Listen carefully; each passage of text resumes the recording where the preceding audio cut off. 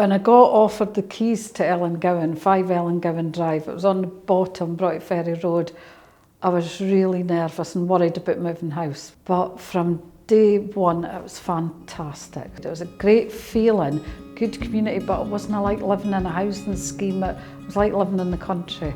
And the way I walked up to my path, it was all flowers and everything. The neighbours were all kept it nice, it was really good.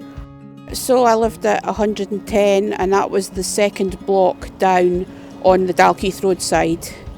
So I've lived there from birth until about 13 years ago when I got married. But everybody was friendly and you would just go into somebody's house and just knock on the door and go in and shout yoo-hoo or cooey. There was no ringing the doorbell or anything like that. My name is Gordon Anderson. I lived in Ellengowan with my father, mother and sister from 1948 to 1952. Our house was number 124 Ellengowan Drive. And my father, he trained to be a school teacher, but after the war, after he was demobilised, he obtained a teaching position as an assistant teacher at Dundee High School. So that created his link with Dundee. My father's clear motivation was that now he had a teaching job in Dundee, he wanted to bring his family together to live in Dundee. I remember we were not carrying much baggage. The only thing I was carrying as a 6-year-old, apart from my school bag on my back, was a square wooden box which contained my toys at the time, which were a few cars, some dominoes and a few building bricks. Now my father, because he was familiar with Ellengowan through his mother living there, he decided he would try to get a house in Ellengowan for his family. He had a meeting with a man called Mr. Shepherd, and the result of the meeting was that my father obtained a house at number 124 Ellengowan. My name's Derek Reid. I'm Operations Manager for Hillcrest Enterprises. I've got quite a long association with the properties at Ellengowan that goes back over 30 years. I actually started my first job with Janie Shepherd in 1992. At that point I obviously got to know Ellengowan Drive. The properties at Ellengowan Drive were known locally and quite commonly as Shepherd's houses. There was a real sense of community, and growing up, I mean, we had a little club and we used to have treasure hunts around the drive, and there'd be a wee note hidden in a wee bit of loose stone beside the hole in the wall or something like that, and it was just a lot of fun. We sort of had two teams that did the treasure hunts. My parents relied on their coal fire, which they lit every day, and there were 2 built-in gas fires in the 2 bedrooms. I thought it was a strange system in our day when they had these water tanks just behind the fireplace, and the fire was obviously heating, providing the hot water, but it seemed to work quite well as a system. And as I said, I remember once our tank behind the fireplace burst and had to be replaced. So I had a young lad staying above us, and he was so nice. He used to say, "Trish, what shift are you on? When are you going to work?" Because you could hear everything, and he loved his music. He would actually listen to it with his headphones on, but he would ask when I was going on holiday or shifts so he could put his music on, and that's how respectful the neighbours. And he was only a young lad. He could have done anything he wanted, but he used to knock at my door and say, "You work in the day, or is it your day off?" So on my day off, he never played loud music or anything. It was really good. really Ellengowan was a very convenient place. You know, it was very easy journeys for my father and me, him going to his work and me going to school in that time period. And it was just great. It was so quiet, really, really quiet. It was nice, and the neighbours were all nice. It was just different feeling living there. It's hard to describe, but it really wasn't like you were even in Dundee. It was so good. Even when workmen did come into the house to do anything, they were always very mannerable and polite. I remember coming back from school and the houses were like a pale pink colour, because that was the undercoat for the white paint. And we got to know the people that were the joiner and the painter. The painter was nicknamed Pavarotti, because you listen to Pavarotti, that's how I remember the sort of time frame. But even the workmen that doing the work were very helpful and coming in for a cup of tea and things like that as well. So the houses, the living room and the bedrooms were reasonable size, but for some reason the kitchen and the bathroom was tiny, and I mean tiny. If you went to the toilet, you would burn your leg. And if you went in the kitchen, you'd actually be worried that you were going to get stuck in there forever, because if you put on any weight, you wouldn't get out. It really was so confined space. when I first moved in, it was the old metal framed windows, and I mean that made the house quite cold. The area was lovely, but inside, even in the summer, I had the heating full on, plus a blow heater on and a blanket around us. And people would turn up at my door in a t-shirt and they'd be sweating to have the heating on, but cold houses. The houses really were not fit for purpose. I mean, the walls were damp, there was mould growing in them, the storage space really wasn't good. And you didn't hear anything through the walls, but you did hear up and down. I used to hear the guy snoring, I heard him fall out his bed. The memories are still there, but we need to move to the future and we need to adapt to the way technology is changing and making the houses more affordable to heat and maintain. Despite how bad the houses were, because they really, if people should admit, they were bad. They were damp, they were freezing, but it was just a lovely place to stay.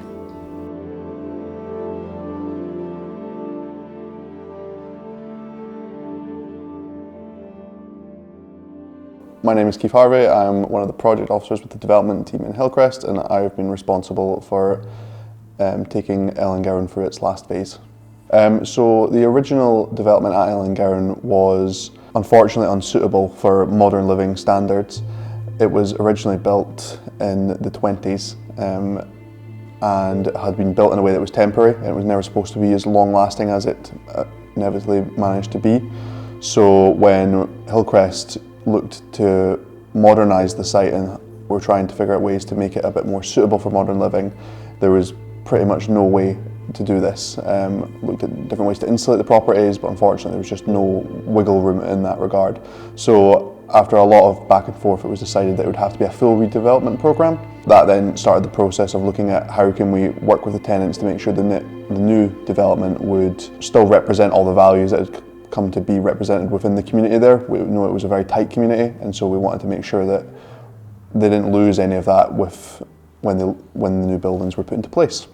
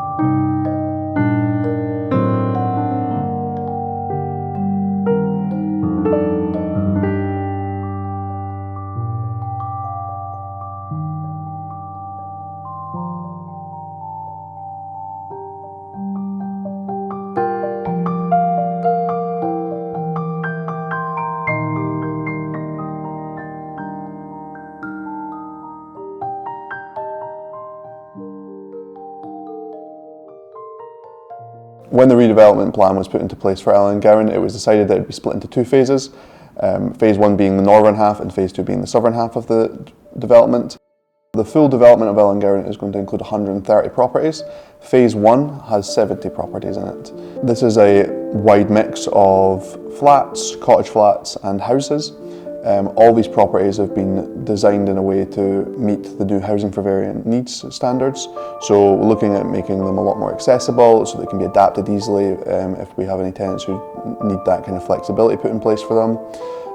The properties are very well insulated. They've all got triple glazing windows to dampen any noise contamination from the busy Arbroath Road, and it should also mean that even though we're going for a cost of living crisis, the energy costs should be a lot lower in these properties since they're so well insulated and so airtight that tenants should find that they're not losing a lot of heat, unlike the old properties at Ellengowan. In order to try and keep with some of the popular aspects of Old Ellengowan, there is a new play park that is part of the planning. We've tried to include as many private gardens as possible, as well as communal green spaces. A big lack from the Old Ellengowan was a lack of parking spaces. This was due to when it was constructed and cars not being very common, so a big emphasis has been put on to provide private parking for the residents that is off the street.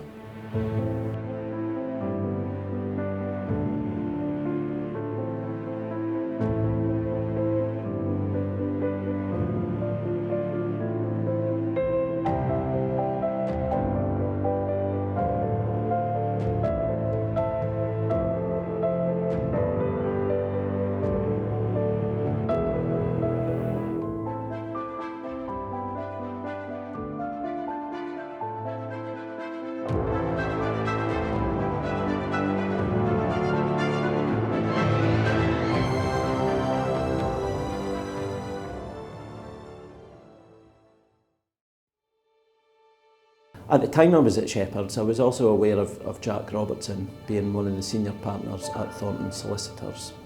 Over 10 years ago, Northern Housing Company joined the Hillcrest Group. In 2019, there was a restructure in Hillcrest, and Northern merged with another company to become what we now know as Hillcrest Enterprises.